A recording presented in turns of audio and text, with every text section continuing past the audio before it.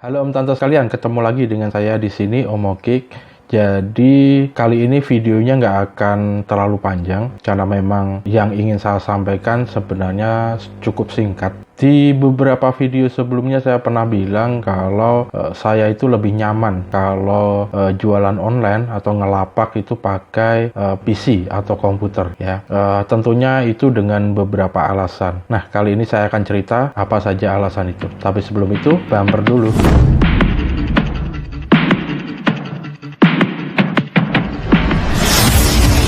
To the PM, PM to the AM. If I quit your PM, I still rock Mercedes. If I quit this season, I still be the greatest. Be on move. Sit down.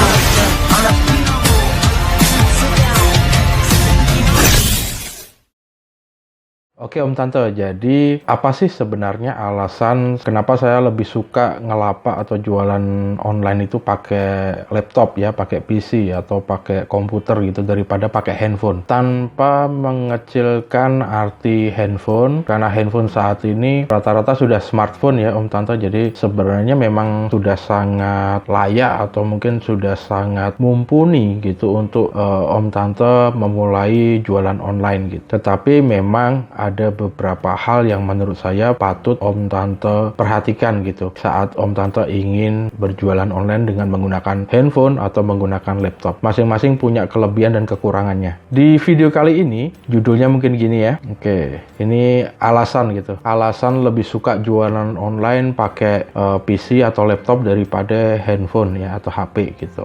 Setidaknya ada 3 alasan lah Om Tante mungkin yang menurut saya kenapa saya lebih cenderung suka jualan online itu pakai PC atau pakai laptop. Yang pertama itu perihal kebutuhan saya untuk menganalisis atau menganalisa ya, analitik lah gitu. Ini sangat penting sekali karena memang tanpa analitik ini kemungkinan besar jualan online saya nggak akan bisa jalan gitu. Kalaupun jalan harus dengan banting harga, dengan harga paling murah dan sebagainya. Atau kalaupun jalan saya harus mengeluarkan kos atau biaya promosi yang cukup besar gitu. Ya, tujuan analitik ini sebenarnya untuk itu, jadi untuk mengurangi biaya promosi, bisa menjual barang dengan harga yang sesuai dengan apa yang saya inginkan gitu. Lalu yang kedua, nanti akan saya jelaskan lebih lanjut, lebih lengkap soal analitik ini. Alasan yang kedua itu adalah soal prioritas user experience, jadi dari pihak marketplace-nya gitu. Mungkin masih bingung ya maksudnya gimana, nanti saya jelaskan aja. Ini poin-poinnya dulu Om Tante. Lalu yang ketiga tentang pengelolaan penjualan. Jadi setidaknya menurut saya, ini menurut saya ya, alasan saya kenapa saya lebih suka berjualan memakai PC atau laptop, setidaknya ada 3 alasan utama ini. Di samping banyak alasan yang lain sebenarnya, cuman yang paling utama menurut saya ini, tiga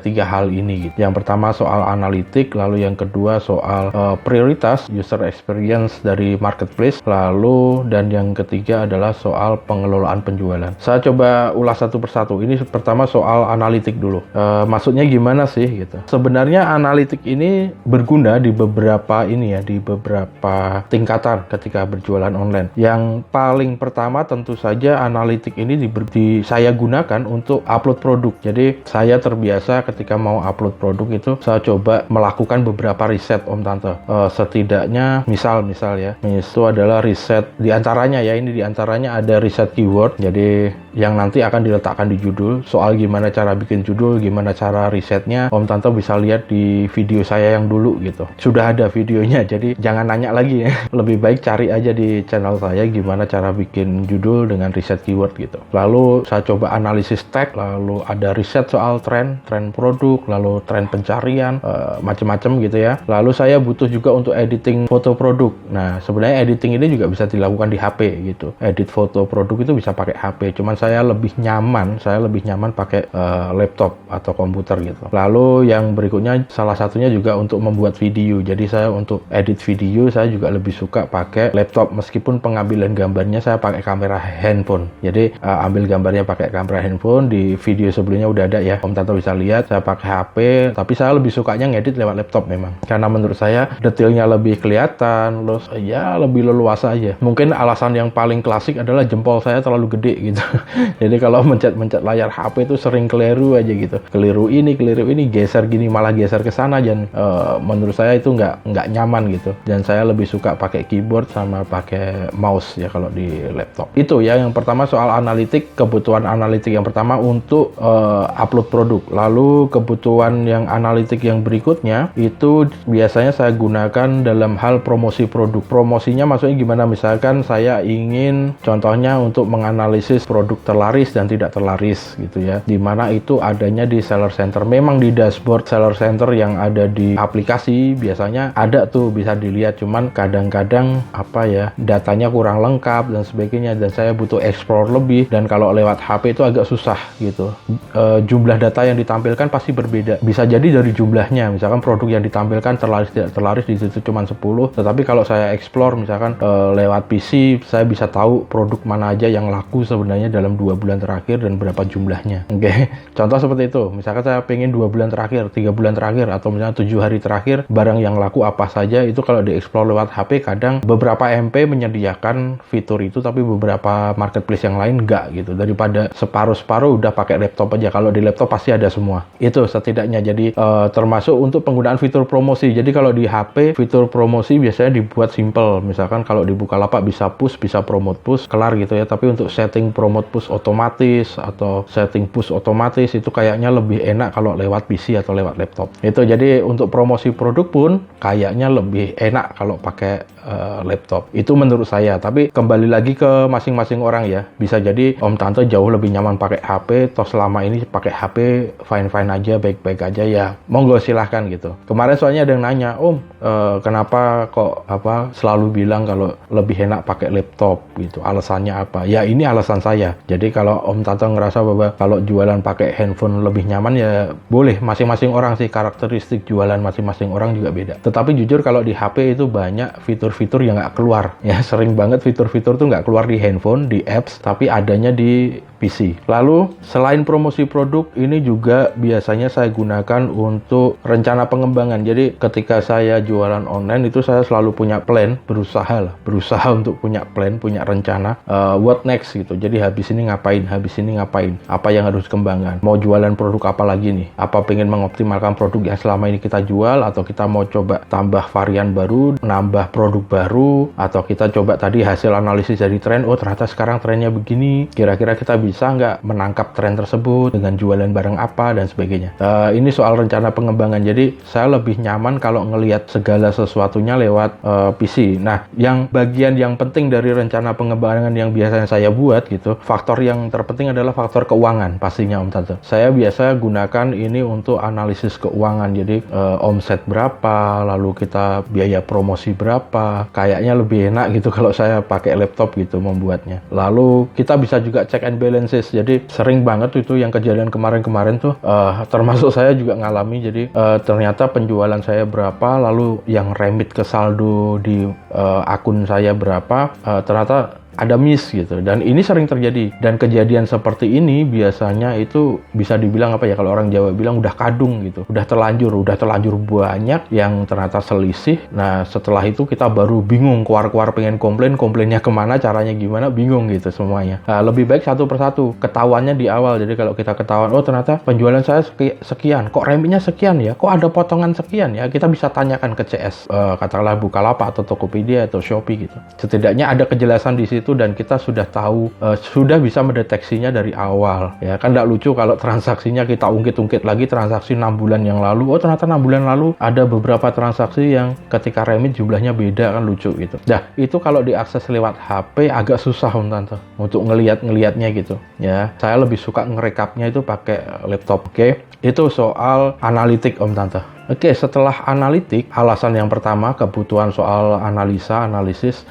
Alasan yang kedua adalah soal prioritas user experience dari masing-masing marketplace. Jadi ini nggak bisa dipukul rata sebenarnya, cuman mayoritas mungkin kalau saya rasakan di Bukalapak, Tokopedia, Shopee, Lazada itu punya pola yang sama sebenarnya soal user experience ini. Kita harus tahu bahwa ketika di marketplace gitu, yang namanya pelanggan, ya ini salah kaprah Om Tante. banyak yang ngerasa yang ketika di marketplace, oh marketplace ini terlalu fokus pada pelanggannya, ya malah bagus gitu. Nah, yang kita tidak pahami adalah penjual itu juga bagian dari pelanggan marketplace. Jadi marketplace itu punya dua user sebenarnya. Jadi user marketplace itu ada dua jenis gitu. Yang pertama adalah user pembeli, yang kedua adalah user penjual. Lah, di mana biasa rata-rata user pembeli dan penjual ini diberikan aksesnya untuk satu akun. Jadi misalkan Om Tanto bikin akun A itu akan secara otomatis punya kewenangan untuk jadi penjual sekaligus jadi pembeli. Nah, dalam hal ini Bukalapak itu membagi dua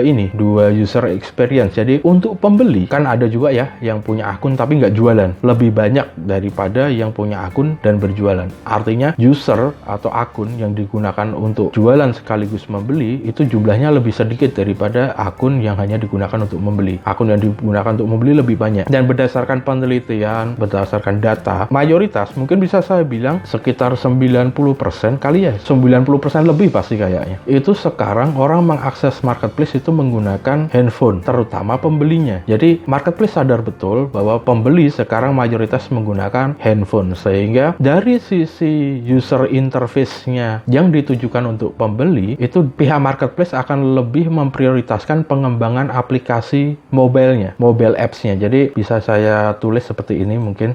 Sebagai pembeli, marketplace dia akan mensupport dengan pengembangan via mobile apps karena memang pembeli rata-rata mengakses marketplace dengan menggunakan mobile apps. Nah, sedangkan sebagai penjual, rata-rata marketplace itu mengembangkan dashboard khusus yang mungkin kalau di Bukalapak sama di Shopee sama di Lazada mirip ya, namanya seller center gitu. Intinya sama. Kalau di Tokopedia kan bisa akun tokonya. Jadi memang akun toko itu dashboardnya itu memang didesain untuk para penjual. Dimana kalau Om Tante sadar bahwa seller center ini di masing-masing marketplace itu akan lebih leluasa diakses lewat PC atau lewat laptop. Masalahnya di situ. Jadi pengembangan untuk user interface-nya si pembeli itu adalah pengembangan mobile apps. Jadi orang semakin nyaman membeli lewat HP, lebih gampang beli lewat HP. Tujuannya seperti itu. Untuk penjual didesain agar setiap penjual itu lebih aktif menggunakan seller center, dashboard seller center, di mana fitur-fiturnya akan bisa Om Tante akses secara full, secara penuh itu lewat PC atau laptop. Nah, makanya seringkali muncul pertanyaan, Om, saya coba set varian ini begini lewat HP kok gagal terus ya. Ketika tanya ke CS, ternyata jawaban CS apa? Coba ngeset variannya lewat seller center. Oh, setelah coba ternyata berhasil. Artinya apa? Pengembangan untuk dashboard penjual memang difokuskan agar Om Tante bisa mengaksesnya lewat PC atau laptop. Nah, ini yang mungkin banyak dari Om Tante nggak sadar gitu ya. Itu soal prioritas user experience ini yang ingin saya jelaskan tadi. Jadi masing-masing MP sebenarnya punya kebijakan, cuman setelah saya amati itu polanya sama gitu. Untuk penjual larinya ke seller center, untuk pembeli aplikasinya yang di mobile itu yang dikembangkan. Lalu ada alasan yang ketiga. Alasan yang ketiga adalah soal pengelolaan penjualan. Soal pengelolaan penjualan. Pengelolaan penjualan sebenarnya sih lewat handphone sudah cukup, sudah mumpuni banget lah menurut saya. Untuk respon chat bisa lewat handphone cepat gitu ya. Membalas diskusi juga bisa lewat chat. Print label sekarang juga bisa lewat handphone. Tapi kalau Om Tante punya printer Bluetooth atau printer yang terkoneksi dengan wireless, mungkin printer Om Tante sudah support pakai OTG, bisa ke handphone dan bisa ngeprint langsung dari handphone gitu ya. Tapi biasanya kebanyakan dari teman-teman nih yang penjual pemula itu rata-rata menjual online menggunakan handphone. Lalu untuk alamatnya itu biasanya ditulis tangan atau diketik ulang via Microsoft Word gitu ya, bikin label alamat sendiri gitu atau ditulis tangan. Nah, itu sebenarnya pekerjaan yang agak mubazir menurut saya karena sudah ada fiturnya, kenapa nggak dimanfaatkan? Sebenarnya kita bisa langsung print labelnya dari aplikasi kan gitu. Nah, makanya saya lebih suka lewat laptop karena memang kalau kita di komputer rata-rata komputer di rumah rata-rata juga sudah punya printer. Jadi kalau buka, print,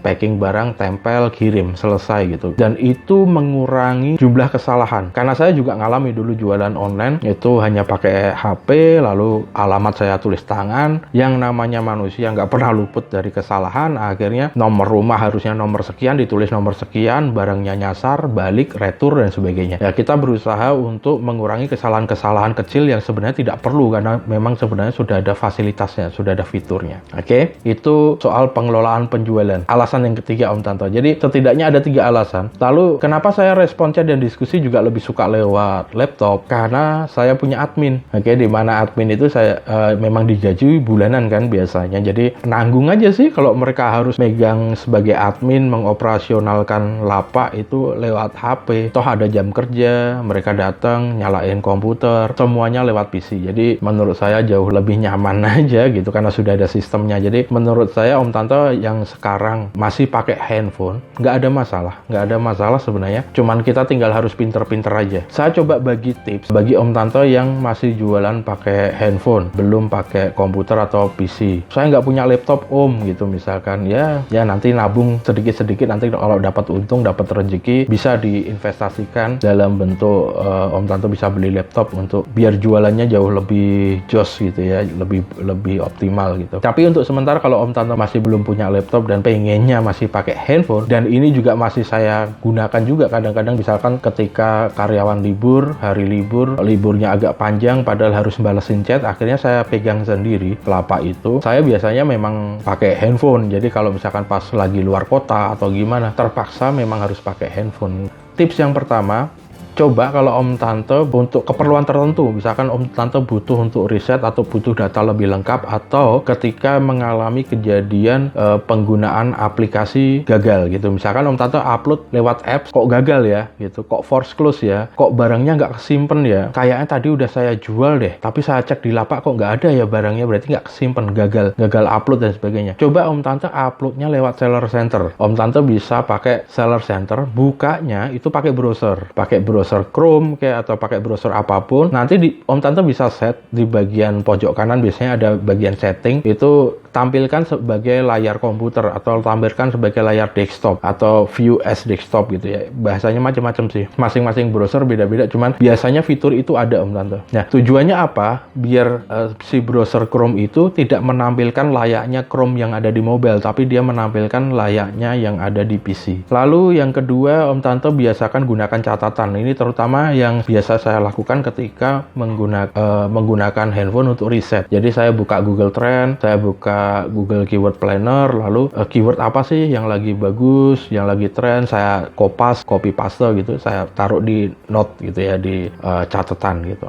Oke, yang ketiga, kalau Om Tanto pakai handphone, lalu untuk menghindari kesalahan-kesalahan, misalkan seperti yang tadi saya bilang soal print label gitu, Om Tanto bisa print label pengiriman itu menggunakan Bluetooth thermal printer, jadi printer yang menggunakan ini ya, panas ya gitu ya. Lalu jangan lupa yang keempat, agar Om Tanto fast respon, aktifkan notifikasi apps marketplace-nya, jadi semuanya diaktifkan aja notifnya untuk chat. Jangan sampai ada chat yang masuk tapi Om Tanto nggak tahu. Oke, Om Tanto baru sadar ketika buka apps-nya, baru sadar ada chatnya. Oke, itu tips saya kalau Om Tanto memang terpaksa pakai handphone atau memang lebih nyaman pakai handphone, silahkan gunakan tips ini gitu. Cuman kalau Om Tanto sekiranya bisa mengakses lewat laptop, coba belajar untuk berjualan lewat laptop. Itu saran saya sih. Tapi kembali lagi nih ke preferensi masing-masing ya. Nggak ada paksaan karena memang nggak ada yang wajib. Itu sedikit share dari saya kali ini. Oke, mungkin next konten ya, next video kita akan baca komentar-komentar yang ada di channel YouTube ini. Subscribe, like, dislike boleh, komen silahkan kalau ada yang mau nanya atau mau nambahin, mau mengkoreksi apa yang saya katakan boleh, punya pendapat sendiri juga boleh.